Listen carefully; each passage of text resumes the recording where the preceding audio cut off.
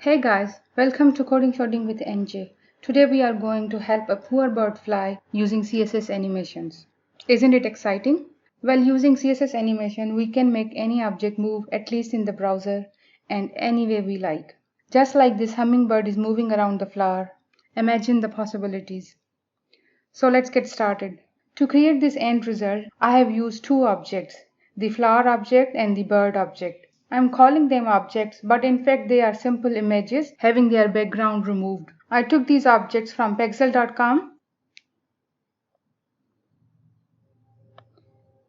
copied their URL, and had their background removed at remove.bg website.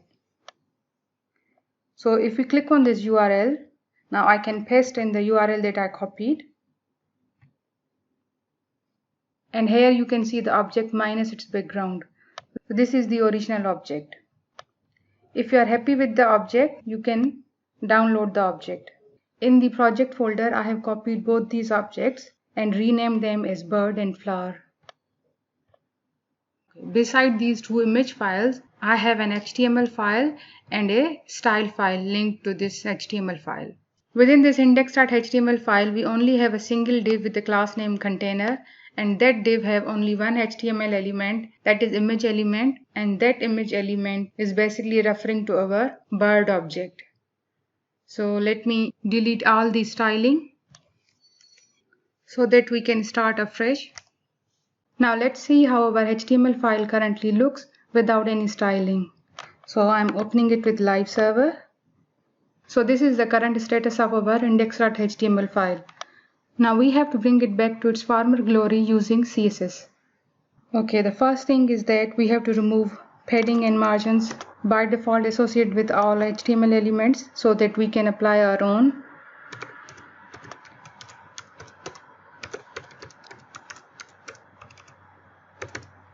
Let me open the browser and the editor side by side so that we can see the impact of each CSS statement. Okay, now let's start working on our div that we have given a class name called container. So let me set its padding. Now we need to set its background. We are defining two things for background, a color and an image.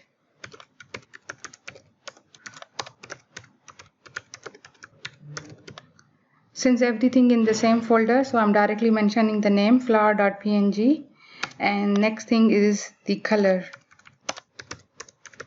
and I don't want this image to be repeated. So this is how it looks at the moment. You might have noticed that the flower image is not being shown completely. The reason for that is since we haven't defined any height and width for the container div, so by default it's occupying as much height and div as its content demand, and currently the only content for this div are this image, which is only occupying that much space. So that's why this is the total height of our div.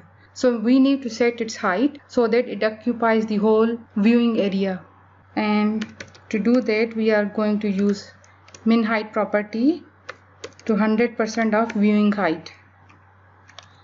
So now we can see both pictures, but this flower image is starting from somewhere in the middle of the browser. Therefore we can easily notice where does this image ends. But if we set background size property to contain, then this image will cover the whole browser and it will start right from the bottom.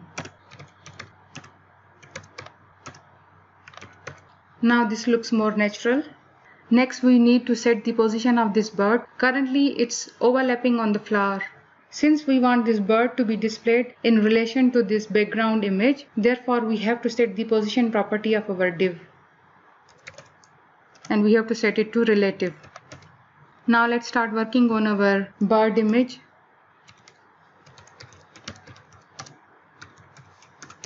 Let's set its position to absolute,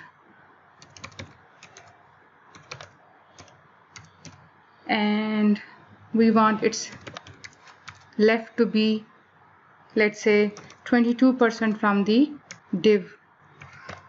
Okay, maybe we need to move it a bit further away. Let's make it 26. Let's set its top to 8%. So this is the initial position of the bird. Now all that is left is make the bird fly. And to do that, we are going to use animation property. Now this animation property consists of many different properties that we need to set, but for the time being I'm only defining its name, that is levitation. Now over here, this levitation is just a name. We yet have to define what does this levitation do. And to do that, we have to use another attribute named @keyframes. And this @keyframes attribute needs to use one of these names that you have defined with the animation. Since we are calling our animation levitation, so let's define it. Now within this keyframes, we can kind of define multiple frames over here. In fact, as many frames or as fewer frames as we like. For example, to define what happens at the start of this animation by setting its 0% frame. So whatever properties we define over here, they are going to take effect at the beginning of this animation. Next, we want to define what happens at the end of this animation. So the attributes are supposed to go over here. If we want to define many other frames, such as what changes should happen when animation is 10% through, likewise we can also define 20% and so on. But we are only interested in at the beginning and end. Now we need to discuss what shall we put in these curly brackets. The only change that we are doing in this animation is that we are making the bird move up and down from its current position. So that means the starting position of this bird is going to be the same position on which it currently is. That is, from the top it should be 8%. So copy this and paste it over here. And when the animation reaches 100%, we want this bird to have moved a little bit down. So that means the top should be, let's say, 18%. Now if you notice, nothing has happened yet. The reason is that in the animations properties over here, we have only defined its name. The other most important property over here is the time duration in which this animation should occur. So since we are saying at 0% this should happen, at 100% this should happen. Without time, there is no 0% and there is no 100%. So we need to define some time. So at the beginning of that time, this will happen, and at the end of this time, that will happen. So let's go up where we have defined the actual animation, and let's set its property to 2 seconds. Now if you notice, this bird is moving just once from top to bit further down, and then it disappears and reappears its original position. Let's see one more time. So within 2 seconds, it moved from its original position to a bit further down, and then it disappeared and reappeared on its original position. Now what we want next is that we want this movement to happen repeatedly. And to do that, the next property that we need to set is, we have to set it to infinite.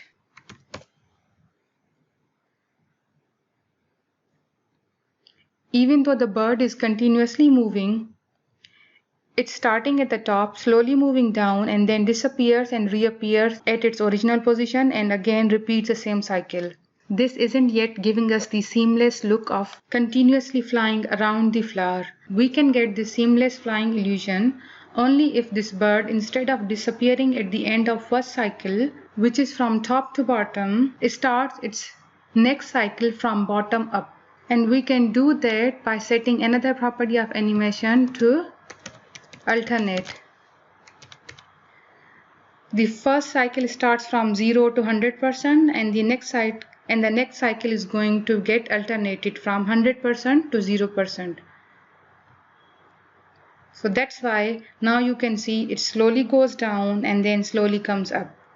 Rather than starting each animation from 0% and going back to the 100%, which is a little lower than its original position, it starts its next cycle from the bottom up. Now we can finally get the illusion of bird flying up and down continuously next to the flower. Before I end this lecture, I need to mention one more property associated with this animation is the speed property. So I want this animation to have same speed throughout its life cycle.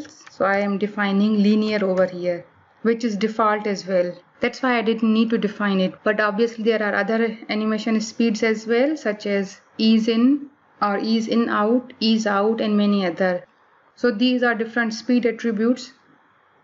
So let's see how it looks full screen in the browser. Since I haven't made my code responsive, therefore you can notice there is certain gap between the flower and the bird now compared to when the size of the browser was smaller. But that was not the aim of this tutorial. Anyways, I hope you liked this video. Please don't forget to like and share, and if you are new to my channel, please do subscribe. Thank you so much.